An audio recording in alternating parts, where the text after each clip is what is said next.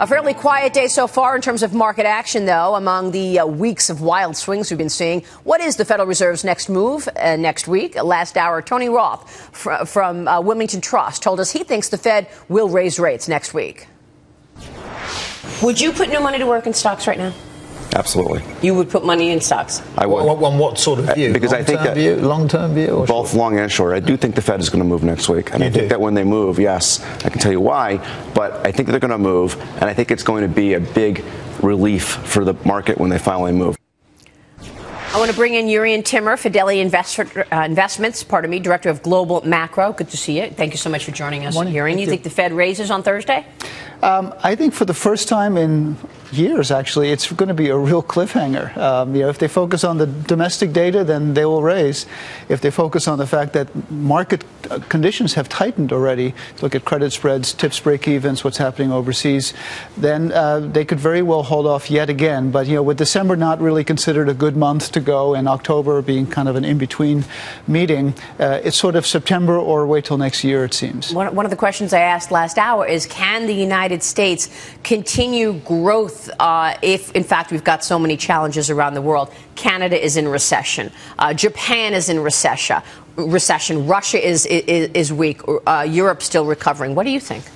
Well, I don't know the answer to that. And that's the whole issue that the Fed is thinking about, which is that if we are going to have a recession because of what's happening around the world in the United States next year, and they haven't raised rates, what do they do then? And I think that's really been the major concern since August 17th. The major concern is if we're at zero and we are in a recession, then the Fed has nothing they can do. And then we obviously have to rely on fiscal policy.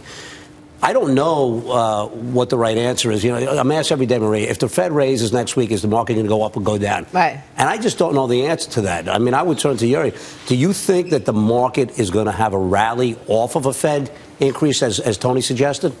I think if the Fed either goes or doesn't go, the market will probably rally in September, just because at least it has some near-term certainty. I think if the Fed does raise rates, you may have a sort of a buy the news rally, if you will, having sold the rumor. But even the market doesn't seem to be fully discounting yet a rate rise. If you look at a Fed funds futures curve, for instance, it's only pricing in about a 30% chance of a September So what do you hike. think is the greatest fear of the Fed right now? To not raise a quarter point at the next meeting. What do you think they think is the worst case scenario from that? So the Fed is concerned. The Fed reads sort of the tea leaves of the markets. So inflation expectations are well below the Fed's target. So the Fed's inflation target is 2%. The 5-year tips break-evens is 1.2. Credit spreads have widened some 50-60% from their lows about a year ago. So what happens is that the market can tighten for the Fed. And in a way, that's what's happening, right? Dollars up, global drain in FX reserves in China and elsewhere. And so markets are tightening already. And if the Fed decides they're tightening too fast, then it's a problem, and that may force them to hold off. So I think for the Fed, it's not about a quarter from zero now or later. It's about the track and what the market prices in. This is what happened with the taper tantrum in 2013, is that the Fed said one word, taper, in a congressional testimony, and the market just put all these dots together that really weren't meant to be put together, and we had a massive tightening in financial conditions. But I wonder if the Federal Reserve does not raise rates next week, if the market views that as even worse than higher interest rates. Because if the Fed doesn't raise, then it basically tells the market this economy is a lot slower than you even knew. Right. Yeah, I think the Fed, I don't know if they would think that, but there's sort of this new notion going on about quantitative tightening, where if you look at the drain in foreign exchange reserves overseas, especially in China, they're down, about $1.5 trillion on a flow basis over the past year or so.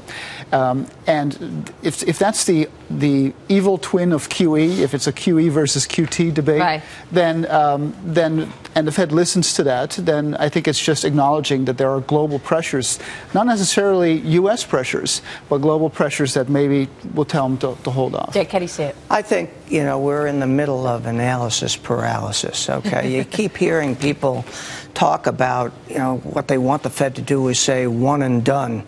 I'd rather have the Fed say 4 and no more. I mean, come on, let's get serious. A quarter of a point move? What does that mean? Right. I think the reality is the U.S. economy is moving in to the leadership role on a global basis. People talk about the disaster in China. Well, wouldn't you love that kind of a disaster here in America? A 5% GDP growth rate? Come on, let's get serious about this. You're not normalizing interest rates. If you look at normalization post-World War II and say 25 basis points, 100 basis points, doesn't make any sense. So, Dick, you'd like to see them maybe possibly move 50 basis points next week and just say, we feel strong about the U.S. economy. We feel that we're on the right track, and we'd rather take it up to 50 and just get it done with right now. I think you're dead right. You are dead right, Gary. The Fed making a strong statement like that, I think the market will slingshot right past its old highs. Yep, I think you're right. Yep, right. Absolutely. And that certainly would spark a rally. What are you telling clients right now, by the way? I tell them what we always tell them, and that's have a plan and stick with the plan.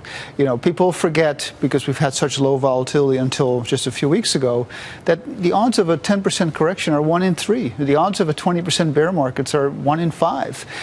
It happens, and over the very long term, stocks are still the best game in town. Yeah. You still go up about 9-10% a year, despite the occasional, big sell-off. And so investors, if they have a proper plan that makes sense for them, just stick with it. Don't be the person who sells at the low. Yeah, I agree with that advice.